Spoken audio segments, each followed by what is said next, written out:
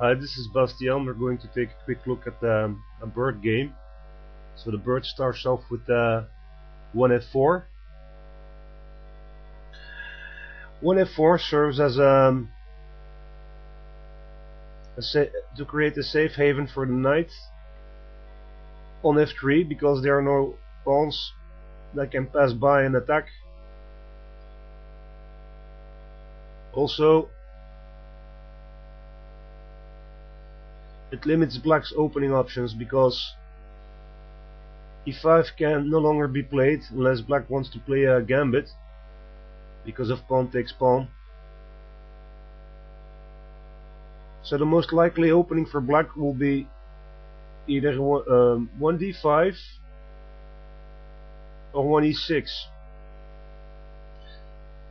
So already we can see that with playing the bird opening we're steering the game into a specific direction.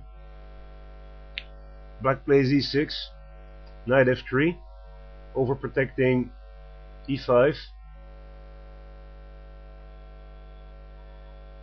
and d5. So this is the most common reply against the bird. Now the idea of the bird is to develop the knight to this outpost, then get rid of the f1 bishop, which is well, basically useless in the bird system. Now there are some players that play pawn to g3 and then fianchetto, but I don't feel that's in the spirit of the bird. I like to play bishop to b5 and exchange with the knight as soon as possible, if knight c6 is ever played. Otherwise I develop to d3 and control the diagonal,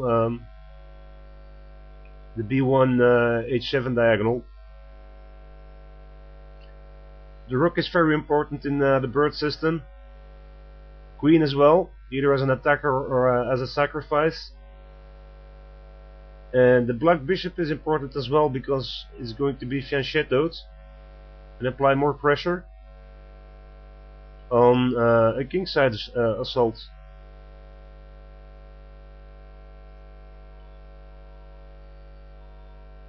The rook and the knight are of less importance in the bird system. So you play e3, overprotecting the d4 square,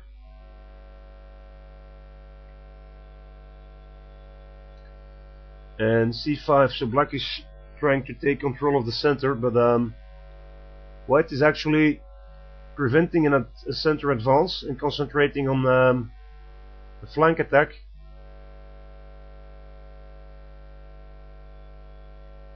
b3 in order to fianchetto, knight to c6, and I fianchetto first. It might as well have played bishop to b5, knight f6, and bishop to b5. Now black plays bishop b7 in order to castle, which is fine. And normally I should castle as well, because in some instances black wastes a move playing a6 to force an exchange. But I want to exchange anyways, so there's no need to exchange immediately, because the knight can't move because of the pin. But I exchange a bit too soon. Black recaptures and knight to e5 on the outpost, attacking one of the double pawns. So bishop b7 in order to protect it. So we can see that the bishop has locked himself out of the game, whereas the knight might still be of use in an attack. So I castle, black castles, rook lifts, rook to f3, going to either g3 or h4 in some cases, bishop to d6,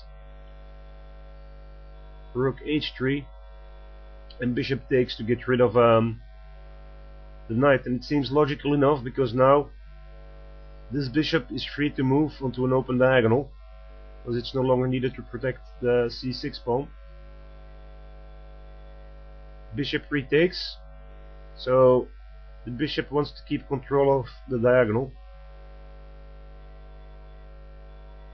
Knight to d7, because black doesn't want his pawns doubled. Also, he'd like to attack the bishop, so I have to double my pawns. And then queen to h5, and already we're seeing a mate threat in the spirit of the bird with queen and rook on the h-file. So moving the knight out of the defense was a mistake, but if black hadn't done so, I would have exchanged and played queen to h5 because of the knight guarding against the queen. But right now black has to worry about the mate threat and plays h6, so this can no longer be played. Now there are several attacking ideas. For instance, rook to g3, but most simple one and effective one is simply bishop takes pawn, offering up the knight, the bishop, so the queen can take on the pawn, and at this point black resigns at move 14. Possible continuation would have been king takes pawn, queen takes check, king retreats, and then queen h7 mate. So that's a typical game for the bird system. I hope you liked it. Thanks for watching. Have a great evening.